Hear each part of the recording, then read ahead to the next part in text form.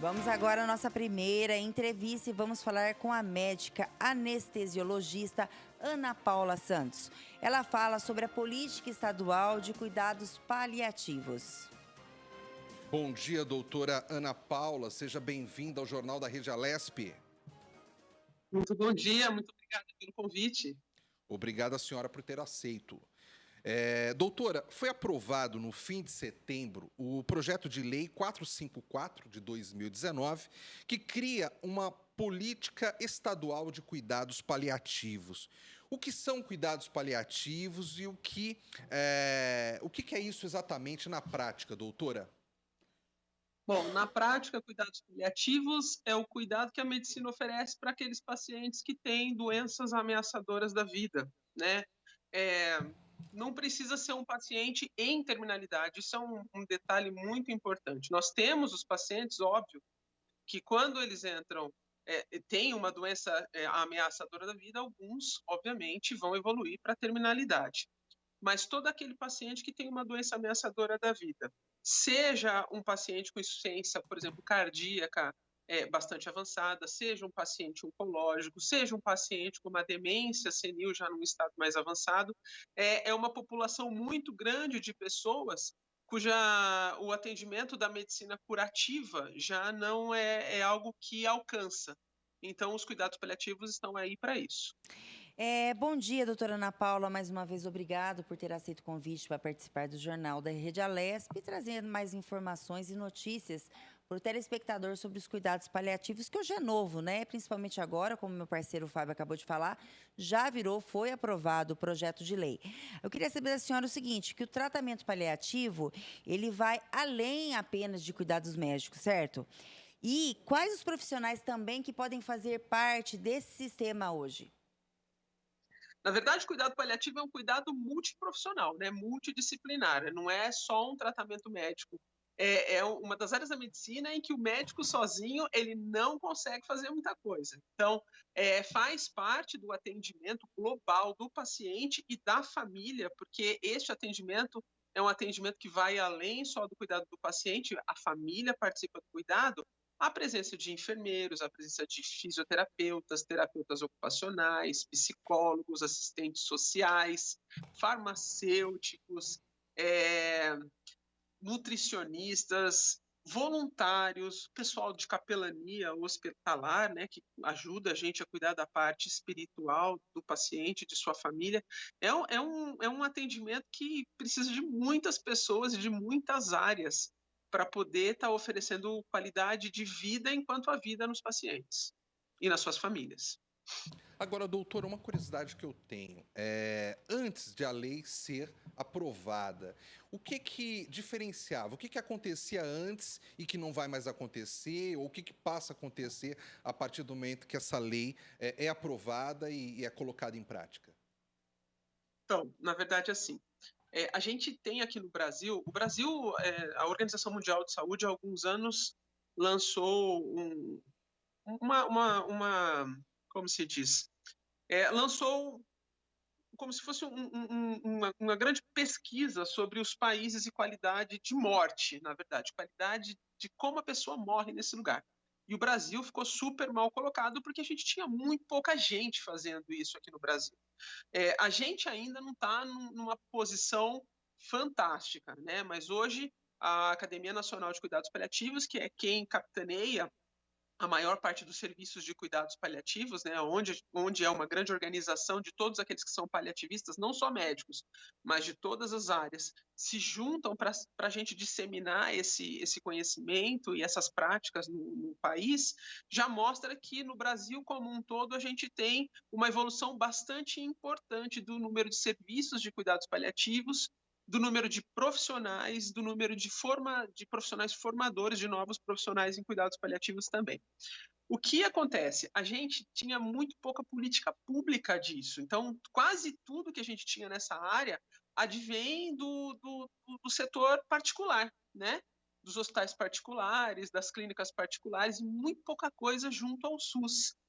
Na verdade, a gente tinha verdadeiros guerreiros lutando para implantar cuidados paliativos junto ao SUS.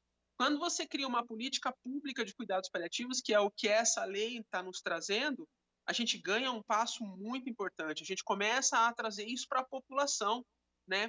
Para as pessoas terem noção, no mundo hoje, segundo a Organização Mundial de Saúde, quase 57 milhões de pessoas precisariam de cuidados paliativos, sendo que dessas, quase 26 milhões precisariam desse cuidado no seu último ano de vida. Então, é muita gente no mundo inteiro. No Brasil não é diferente. No estado de São Paulo, um lugar que muita gente, a gente não é diferente disso. Então, tem muita gente, principalmente no SUS, que não estava tendo esse atendimento. E a gente acredita que com essa nova lei, com o fomento dessa política pública agora, que a gente vai começar a trabalhar junto isso, a gente consiga abranger dentro do sistema público de saúde do Estado a população que precisa desse atendimento. Ô, doutora Ana Paula, por que a senhora acha que o assunto ainda ele é pouco falado e conhecido, né?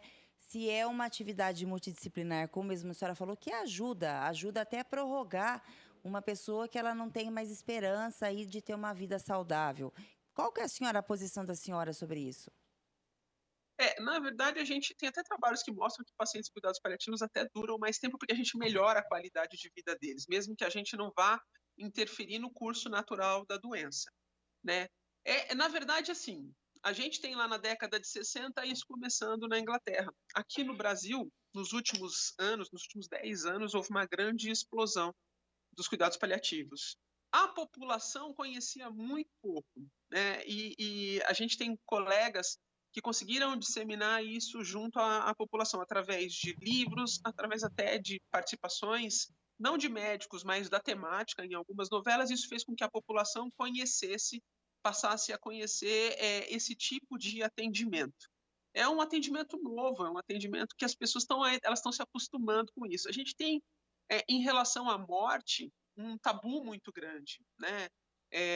Um tabu acerca de a gente não pode morrer, como se isso não fosse algo natural da vida. É algo natural, vai acontecer com todos nós, e a gente tinha um tabu muito grande. Os médicos, a gente foi treinado, de certa forma, para manter vida a qualquer custo.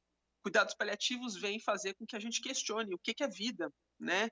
O que vale a pena manter a qualquer custo?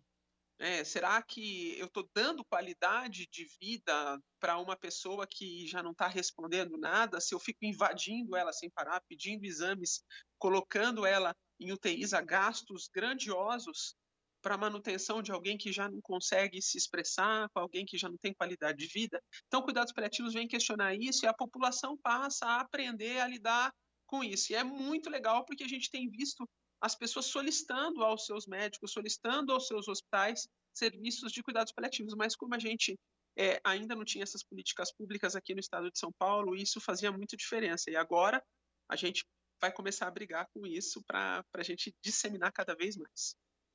Agora, doutora, quando se fala numa equipe multidisciplinar, eu penso que também é necessário investimentos.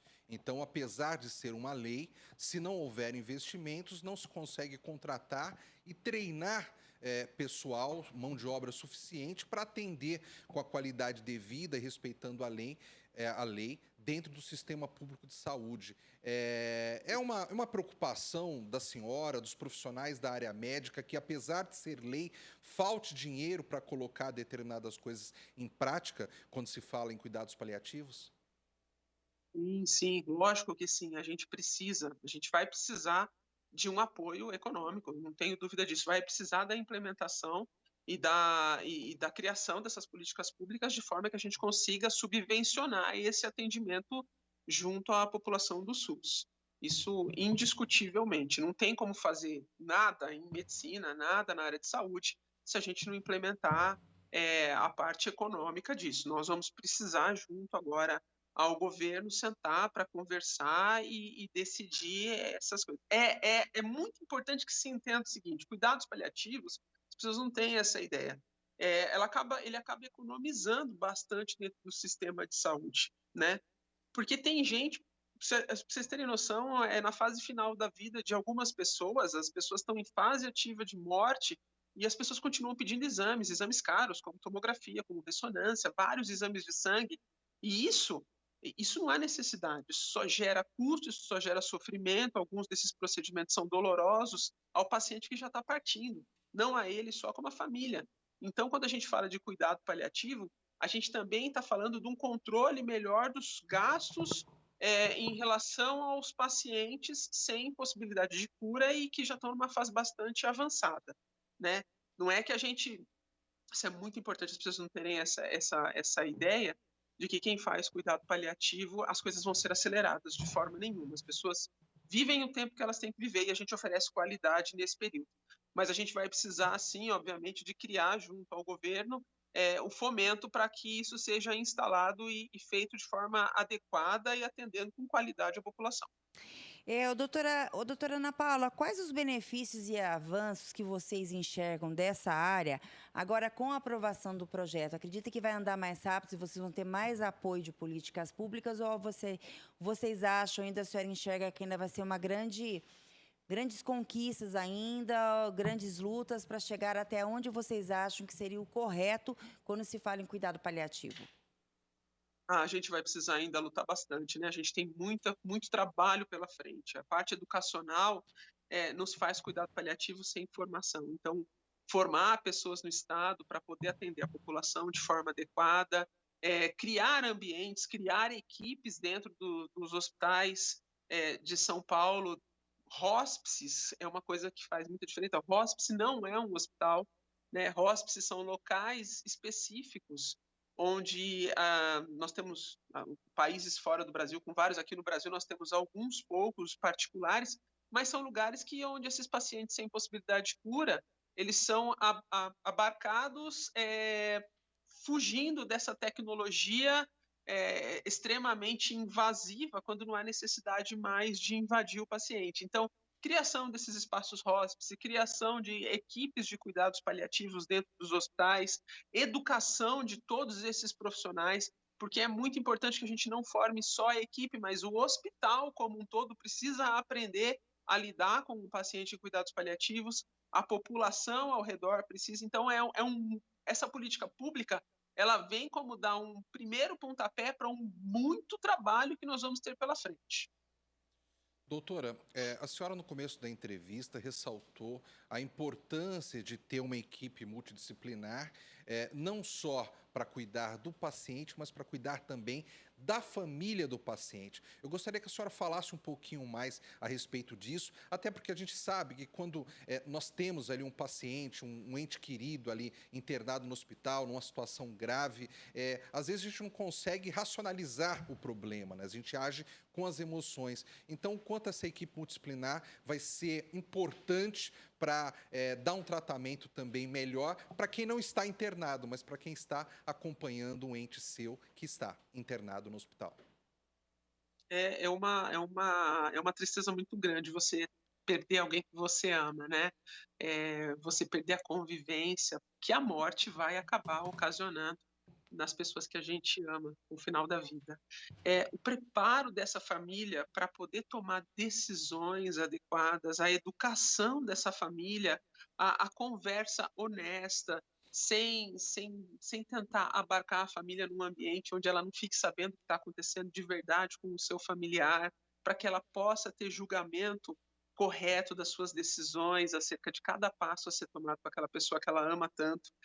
O atendimento durante todo esse processo do cuidado do fase final da vida e até mesmo pós, que isso é muito importante, a equipe da psicologia, a equipe da saúde mental nos ajudando com a parte do luto, que faz parte do atendimento do cuidado paliativo, o atendimento ao luto, né? Para que a gente faça com que essa fase da vida que hoje tem sido extremamente cruel, né? As pessoas elas perdem os seus familiares é, dentro de UTI sem poder fazer visita direito, elas perdem seus familiares e acabam ficando traumatizadas com o processo da finalização da vida. Isso pode ser bastante resolvido com a equipe multiprofissional. Quando você coloca um psicólogo, um assistente social para ajudar essa família, a gente pode mudar a história dessa fase traumática. Não que a tristeza não vai acontecer, porque todo óbito é uma despedida, mas isso pode ser feito, obviamente, de uma forma mais humana. E o pós disso, que é o cuidado com o luto, a equipe de cuidados paliativos e o atendimento de cuidados paliativos inclui isso. Então, ele é bastante importante o atendimento da família, mas não só do paciente, mas também da família. Doutora Ana Paula Santos, médica anestesiologista e especialista no controle de dor e cuidados paliativos. Muito obrigado pela sua participação aqui no Jornal da Rede Alesp. Muito obrigada e que a gente faça um bom trabalho aí, agora que essa lei surgiu, que a gente consiga, junto ao governo, fazer com que isso vá para frente e a gente possa atender muitas pessoas aí. Com certeza. Tenha um bom dia, doutora.